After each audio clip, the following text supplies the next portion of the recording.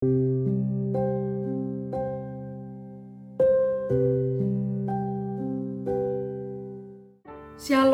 Bapak Ibu Saudara yang dikasihi oleh Tuhan. Bersama dengan saya, Guru Injil Mercy. Pada hari ini kita akan sama-sama mendengarkan renungan firman Tuhan. Tetapi sebelum kita mendengar firman Tuhan, mari sama-sama kita berdoa. Kita minta Tuhan, bela Tuhan yang menolong setiap kita. Mari kita berdoa. Tuhan Yesus yang baik, kami sungguh mengucap syukur atas pemeliharaan dan penyertaan Tuhan di dalam kehidupan kami. Pada hari ini Tuhan, kami mau mendengar firman-Mu. Biarlah Engkau menolong dan menuntun setiap kami Tuhan. Biarlah kami bukan hanya menjadi pendengar, tetapi kami menjadi pelaku-pelaku firman-Mu. Hanya inilah doa kami Tuhan. Dalam nama Tuhan Yesus Kristus kami berdoa. Amin. Bapak Ibu Saudara, mari sama-sama kita membuka Alkitab kita di dalam kitab Habakuk 1 ayat 1-4. Saya akan membacakannya bagi Bapak Ibu Saudara sekalian. Ucapan ilahi dalam penglihatan Nabi Habakuk. Berapa lama lagi Tuhan aku berteriak tetapi tidak kau dengar? Aku berseru kepadamu penindasan tetapi tidak kau tolong? Mengapa engkau memperlihatkan kepadaku kejahatan sehingga aku memandang kelaliman? Ya, aniaya dan kekerasan ada di depan mataku. Perbantahan dan pertikaian terjadi. Itulah sebabnya hukum kehilangan kekuatannya dan tidak pernah muncul keadilan. Sebab orang fasik mengepung orang benar. Itulah sebabnya keadilan muncul terbalik. Sedemikian jauh pembacaan firman Tuhan. Bapak Ibu Saudara, ayat yang tadi kita barusan baca berbicara tentang keluh kesah Nabi Habakuk.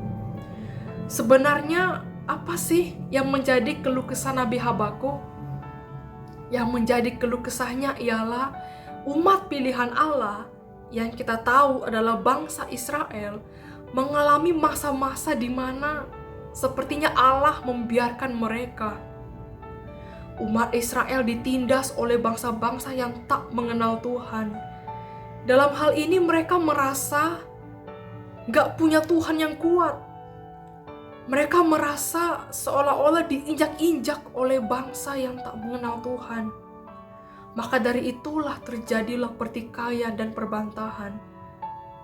Dari sini kita melihat seakan-akan bangsa Israel begitu lemah.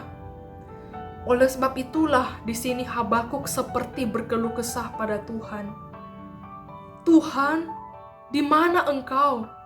Kenapa Engkau sepertinya membiarkan ini terjadi? Kenapa Engkau seperti nggak sayang dengan bangsa Israel? Di manakah Engkau Tuhan? Bapak Ibu Saudara, kalau kita mau pikir-pikir, bukankah seringkali apa yang Nabi Habakuk rasakan juga kita rasakan?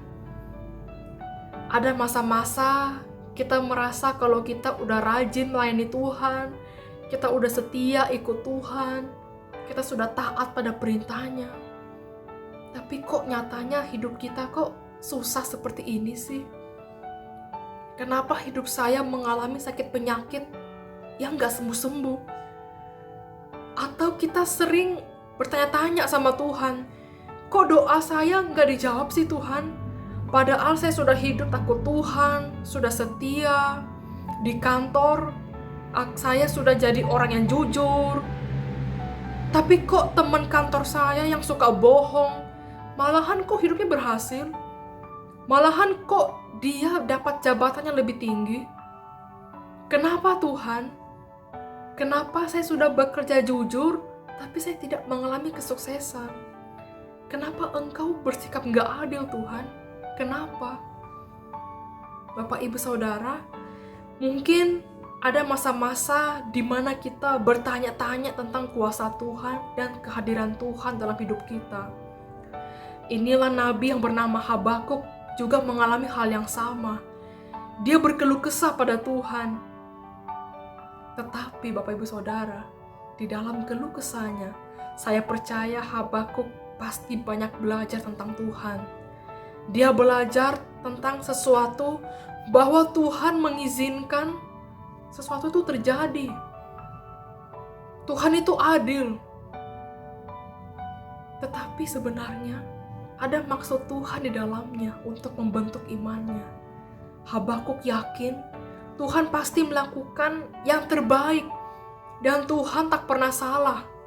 Dan menarik sekali, di dalam Habakuk 3 ayat 17 dan 18 mengatakan, sekalipun pohon ara tidak berbunga, pohon anggur tidak berbuah, hasil pohon zaitun mengecewakan, sekalipun ladang-ladang tidak menghasilkan bahan makanan, kambing domba terhalau dari kurungan, dan tidak ada lembu sapi dalam kandang.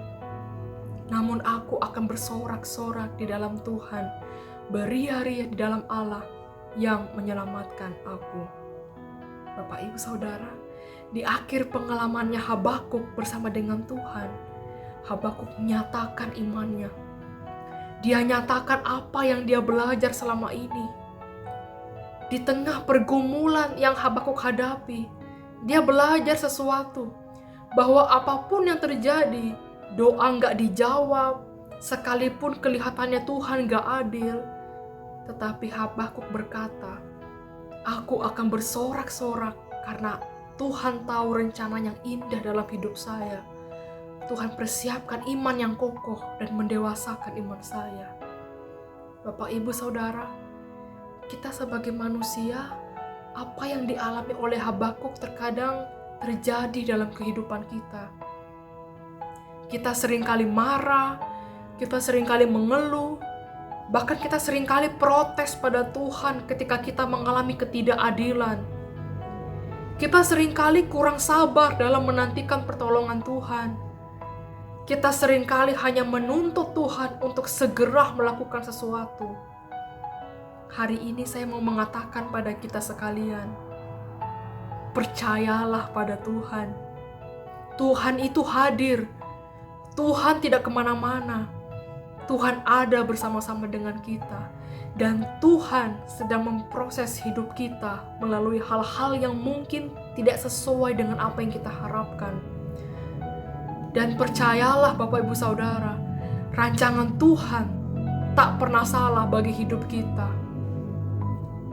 Di dalam dunia ini, kita sama-sama hidup dalam keletihan, kelesuan, dan memiliki beban yang berat. Tetapi ketika kita mau datang pada Yesus, asalkan dengan mengimani dan berharap padanya, maka kita akan mendapatkan pertolongan pada waktunya. Tuhan Yesus mengatakan, datanglah kepadaku, semua yang letih lesu dan berbeban berat. Aku akan memberi kelegaan kepadamu. Amin. Mari kita berdoa. Tuhan Yesus yang baik, hamba-Mu telah selesai berbicara. Kami mohon biarlah Engkau yang menolong setiap kami, Tuhan. Biarlah setiap iman kami kuat dan kokoh di dalam pergumulan dan tantangan yang kami hadapi, Tuhan. Kami mohon mampukanlah kami, Tuhan, untuk menjadi pelaku-pelaku firman-Mu dimanapun kami berada. Terima kasih Tuhan, hanya inilah doa kami. Dalam nama Tuhan Yesus Kristus kami berdoa. Amin.